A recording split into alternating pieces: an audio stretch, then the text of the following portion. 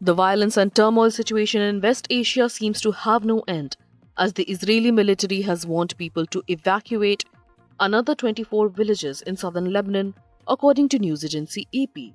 And just hours after this report, Lebanese state media reported, quote, Israeli aircraft targeted the southern suburbs with a strike, unquote. National news agency reported while an AFP photographer saw smoke rising from the area. This report comes even as Iran Foreign Ministry said stability can be expected in the coming few days if Israel doesn't launch another offensive.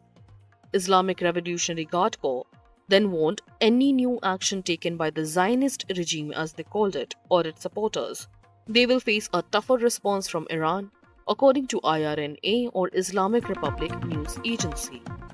As quoted, Foreign Minister Abbas Arshani said, and I quote, "It is necessary to warn all parties, including the Americans, after the attack which has been done."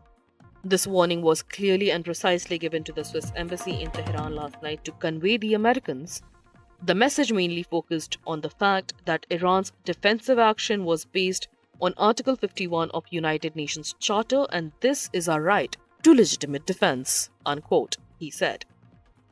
He also added that Chief of Staff of Armed Forces of the Islamic Republic of Iran, Major General Mohammad Bagheri, also made it very clear that if the Israeli regime responds, Iran's response will be tougher and will target their economic infrastructure. Most world leaders have condemned the attack and called it unprompted, but Iran maintains the attack was in self-defense. US President Kamala Harris called Iran a destabilizing force in the region, while UK Prime Minister Keir Starmer reaffirmed support for Israel. However, Israel later banned UN Chief Antonio Guterres from entering the country, chastising him for not condemning Iran publicly.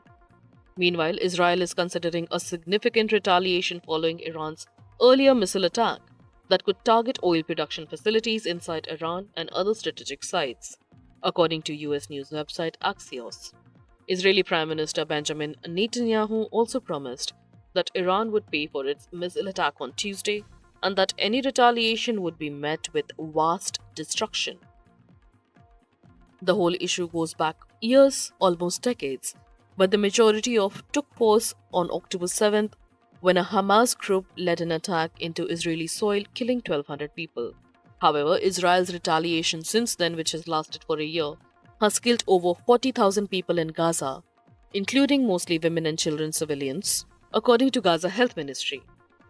And as Lebanon, Iran, and other countries in the Middle East or West Asia have shown solidarity for Gaza and Gazans, Israel later retaliated against them as well, especially in locations close to Hezbollah, the Iran-backed group.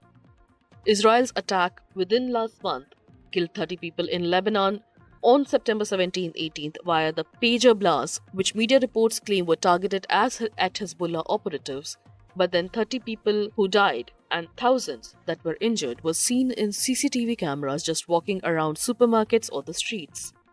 Then Israel launched airstrikes on settlements in southern and eastern Lebanon in what they called targeted assassinations to eliminate Hezbollah leaders.